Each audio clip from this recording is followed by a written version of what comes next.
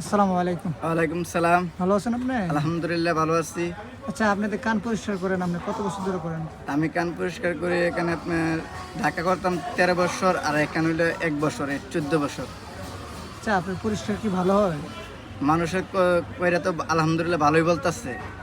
আচ্ছা, আপনি তো দেখতেছি আমাদের বাজারে প্রায় 1 বছরের কাছাকাছি আসতেছেন, আর আমরাও কাজ পরিষ্কার করি। মোটামুটি আলহামদুলিল্লাহ দেখা যায় ভালো হয়। কাজ ভালো পাই দিকে তো করে মানুষে। আপনার ইনকাম কত টাকা হয় দৈনিক? ইনকাম আমার কোনো সময় 800, কোনো সময় 700, কোনো সময় 1000। এই ইনকাম দিয়ে আপনার সংসার চলে? ইনকাম মানে উপরওয়ালার ইচ্ছা। এখন তো আর আমি তো জোর করলে হবে না, আমি যতটুকু চেষ্টা করার পারি।